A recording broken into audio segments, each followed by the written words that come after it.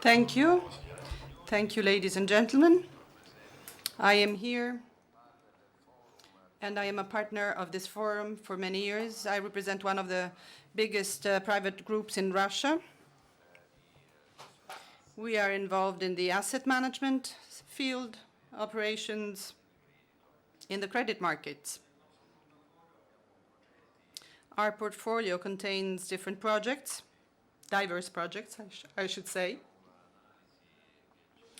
And we can analyze a number of sectors on this basis. I would like to say that the avionics sector in Russia this year is not only a Russian sector. I'd like to say that we should get started from an infrastructure which is very far from aviation. I like reading the diaries of a number of travelers of the past century, and even before that. There are lots of interesting things. I believe that someone who's well known, the name of whom is Carlo Brulov, was sent in 1822 in Italy, almost 2 centuries ago. His travel and his journey lasted 9 months. He stopped and touched some 10 cities: Riga, Königsberg, Berlin, Dresden, Venice, Padua, Bologna, and quite obviously, it goes without saying, Verona. Only a couple of centuries have gone through and have passed, and let's see how the infrastructures have changed. In order to do this kind of journey today, Carlo Brullo would have needed only 12 days, meaning considering all of the places where he stopped. Now, I will constantly make some parallel comparisons because this sector is very similar. In Russia, there are some 256 airports right now. The ones that transport more than 10,000 passengers on a yearly basis, and they represent 156 airports. The ones that transport more than 100,000 passengers on a yearly basis is 75 of them, and the ones that allow for more than 1 million passengers is only 25. There are only 24 of them. And considering that Italy is accounting for 1.8 as opposed to Russia, and the population, our population is almost half of the Russian one. And as far as foreign tourists, we see that there is a remarkable difference.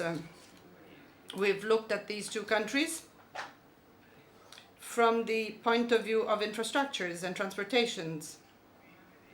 And here you see the traffic of European airports and Russian ones. There is incredible differences, notwithstanding the amounts of money. In Italy, 157 million passengers on a yearly basis, and in Russia, 159.3 on a yearly basis. And we see differences. Look at the structure of transportation. In Italy, intra-traps is 1/3 and 2/3 are internationals. In Russia, it's exactly the contrary. We then also have another substantial difference that needs to be considered. And the quota of countries inside the European Union and within the Euro-Asian countries cannot be compared. We've seen the highly interesting situation from the concentration point of view within this sector. In Russia, it is said that there is a high concentration in the first 10 infrastructures, airport infrastructures. Some 70% seem to be representing the first 10 airports. So we've then looked at what happens in Italy, and we've seen a little bit more, i.e. 75%. Same order of magnitude, more or less. It is fashionable here to say that everything is happening in Moscow and in St. Petersburg. And after drafting this table, I wanted to look at what is Rome, Milan, and what is Moscow, St. Petersburg. with the exception of Bergamo, it's more or less is the same. We have some 90 million passengers on a yearly basis. But the substantial difference is that the Italian infrastructure, the Italian one, the airport one that were mentioned before, if we look at the size of this infrastructure, it's hard to imagine. For example,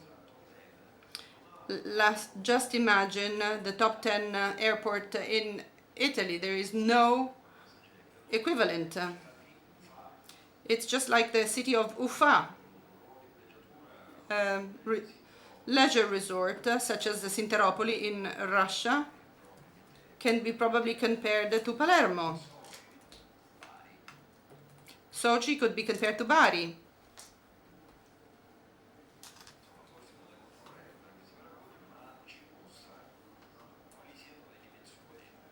Maybe this is what can allow us to understand what are the proportions. Right now, domestic flights in Russia, let's look at them.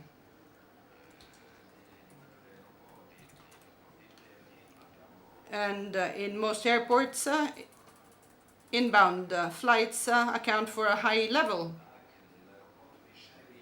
And even in the Sheremetyevo airport in Moscow, which is obviously serving international flights, well, the domestic flight number is quite high. Is that a problem? Infrastructures. Can the infrastructure manage all this? Let's take a look at how the airports are structured and organized. In blue, we have the so-called common areas in Italian airports. We go through the check-in, then the security control, then we have customs, and then only afterwards we have the frontier and border area. In Russia, there is only one common area, which is where you check in and register the luggage. The rest stays separate, and you don't have rapid movements of any such volumes. In Russia, the inbound flights do not envisage any common areas. So this is what we wanted to show. This is why whatever infrastructure we may consider stops being universal.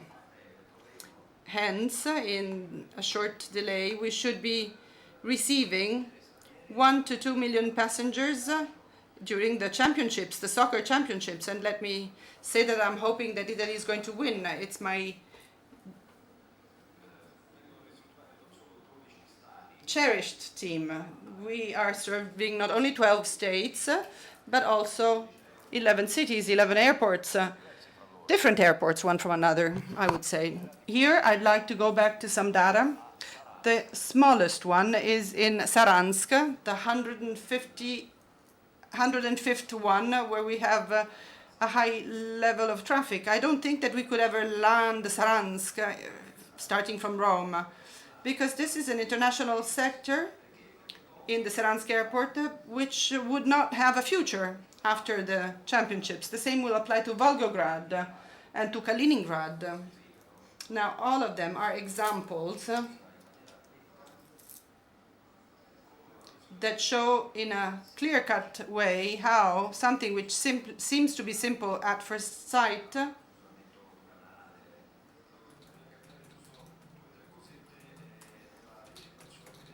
so we have to take a look at other people's and other states and other infrastructures experiences.